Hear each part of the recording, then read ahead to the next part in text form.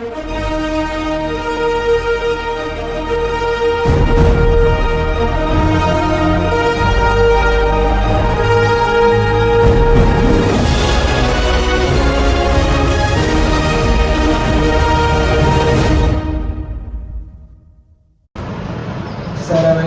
nama saya Muhammad Haziq Darwish bin Muhammad Asmi.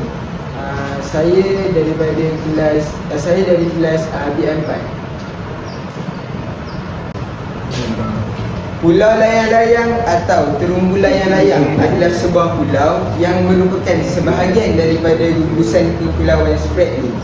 Kerajaan Malaysia telah memantau pulau ini dan menegaskan bahawa pulau ini adalah kepunyaan Malaysia kerana kedudukannya yang berada berhampiran dengan Sabah.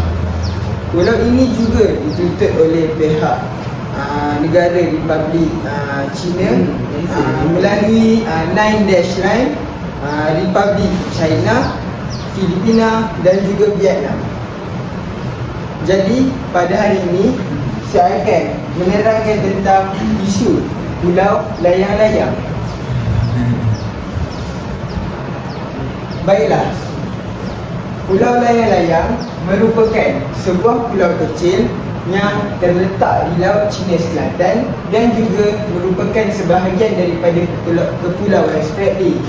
Walaupun saiznya yang agak kecil, pulau ini juga mempunyai nilai strategi, ekonomi dan juga keselamatan yang sangat tinggi.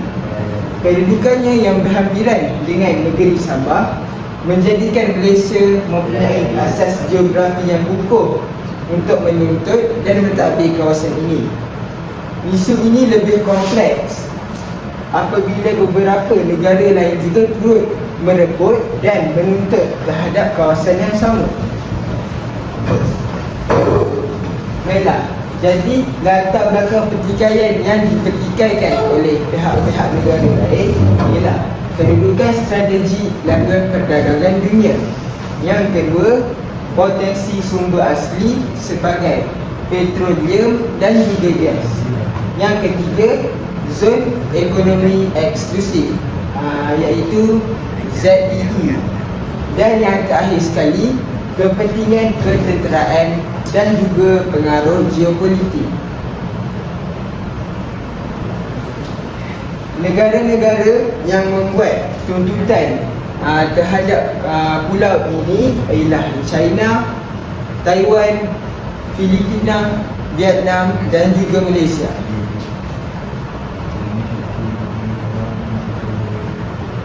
Seterusnya kita pergi kepada kedudukan undang-undang antarabangsa. Jadi di bawah Konvensyen Undang-Undang Laut Pertubuhan Bangsa-Bangsa Bersatu iaitu UNCLOS, negara berhak menuntut zon ekonomi eksklusif iaitu ZEE sejauh 200 batu nautika. Yang kedua, Malaysia mempunyai asas geografi yang menyokong tuntutan tersebut. Dan yang terakhir sekali, pendekatan Malaysia lebih menekankan prinsip undang-undang dan diplomasi.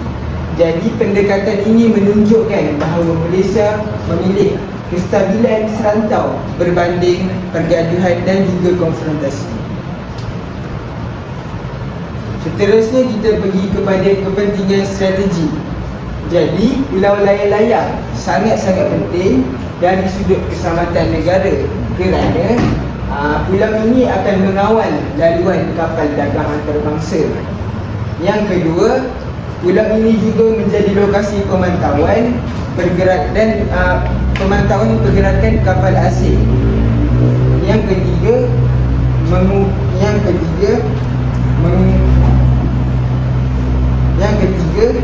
mengukuhkan kehadiran ketenteraan Malaysia.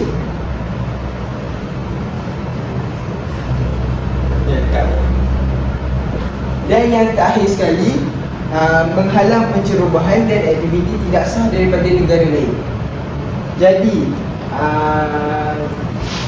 ukurlah bahawa kedudukan ini menjadi pulau sebagai pos hadapan atau benteng pertahanan keselamatan Malaysia di Laut Cina Selatan. Baiklah, Seterusnya kita pergi kepada kepentingan ekonomi terhadap pulau ini. Dari sudut ekonomi, pulau ini memberi manfaat besar seperti kawasan perikanan laut yang sangat kaya, dan yang kedua, potensi penerokaan minyak dan gas asli yang sangat banyak di sana. Yang ketiga, industri pelancongan marin bertaraf antarabangsa, dan yang terakhir sekali, sumbangan kepada ekonomi negeri Sabah.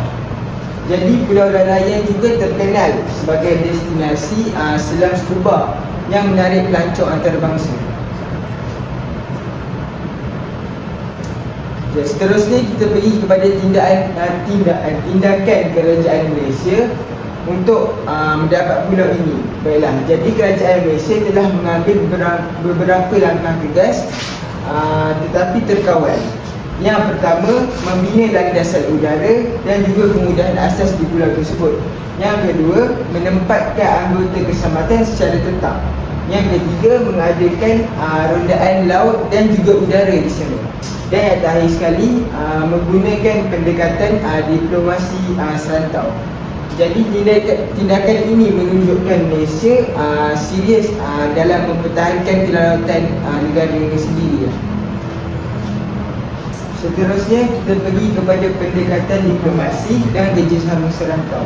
Jadi Malaysia menggunakan saluran diplomasi melalui ASEAN, rundingan dua hala dengan negara berkaitan, dialog keselamatan serantau, dan juga prinsip penyelesaian aman tanpa kekerasan. Maksudnya tidak melalui peperangan, tetapi dengan membuat rundingan secara aman. Jadi pendekatan ini membantu dalam mengurangkan ketegangan dan juga pergaduhan dan mengekalkan kestabilan rantau di asal negara. Seterusnya kita pergi kepada kesan positif terhadap Malaysia dalam aspek keselamatan. Baiklah, yang pertama, kedaulatan negara lebih terjamin. Yang kedua, Sabah lebih selamat daripada ancaman luar. Yang ketiga, meningkatkan kesiapsiagaan dalam mempertahankan negara. Dan yang terakhir sekali, memberi keyakinan kepada rakyat terhadap kerajaan sendiri. Jadi keselamatan maritim merupakan aspek yang sangat penting dalam mempertahankan kepentingan negara. Seterusnya kita pergi kepada aspek yang lain pula, iaitu aspek ekonomi.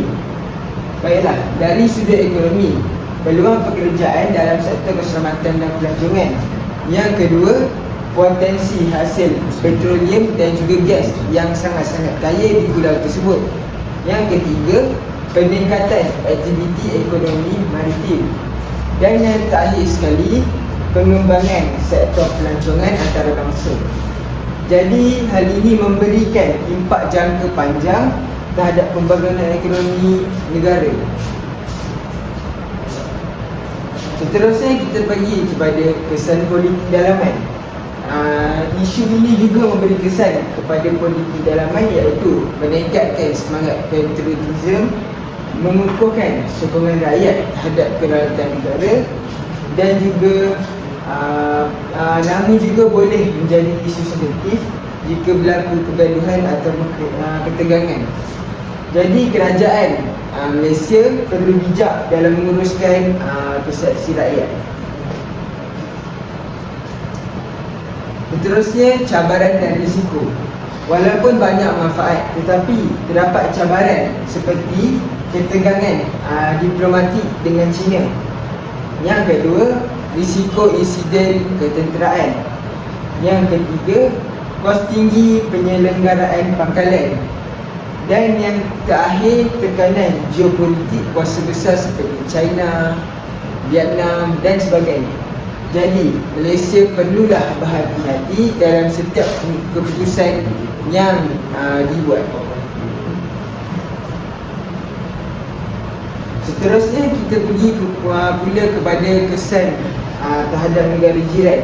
Tindakan Malaysia boleh memberi kesan kepada hubungan dua hala dengan Filipina dan Vietnam. Yang kedua, sensitiviti politik serantau. Dan yang terakhir sekali, persaingan dalam tuntutan wilayah tersebut. Namun Malaysia kekal komited kepada penyelesaian secara aman. Baiklah, seterusnya kita pergi kepada kesan terhadap hubungan Malaysia dan juga kuasa besar iaitu China. Jadi China mempunyai tuntutan luas di Laut China Selatan. Oleh itu, hubungan dagangan bersama China perlu dijaga. Yang kedua, rundingan diplomatik sangat penting untuk dibuat. Dan yang ketiga, Malaysia perlu seimbang antara ekonomi dan juga kedaulatan. Jadi pendekatan secara berhati-hati ini dapat mengelakkan konflik terbuka di antara China. Seterusnya kita pergi kepada peranan ASEAN. Jadi ASEAN memainkan peranan yang sangat penting dalam menggalakkan dialog, mengurangkan pergaduhan ataupun ketegangan, merangka kod tata laku Laut China Selatan dan juga menjamin keselamatan rantau.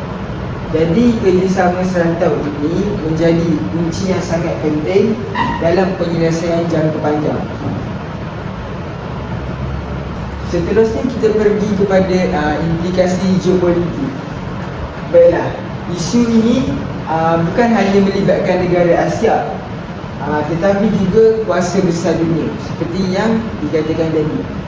Laut China Selatan merupakan kawasan yang sangat strategik untuk global yang melibatkan laut perdagangan utama dunia, kepentingan kuasa besar seperti Amerika dan juga China, dan juga persaingan pengaruh geopolitik.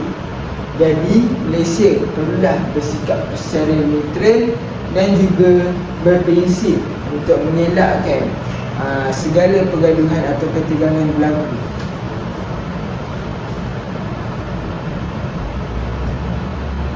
Seterusnya kita pergi kepada rumusan kesan terhadap negara. Secara keseluruhannya, tindakan Malaysia dalam mengukuhkan kedaulatan Malaysia memberi manfaat ekonomi dan keselamatan.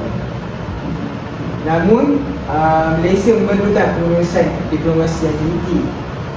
Dan yang terakhir sekali, kerjasama serantau amat penting untuk mengelakkan segala peperangan.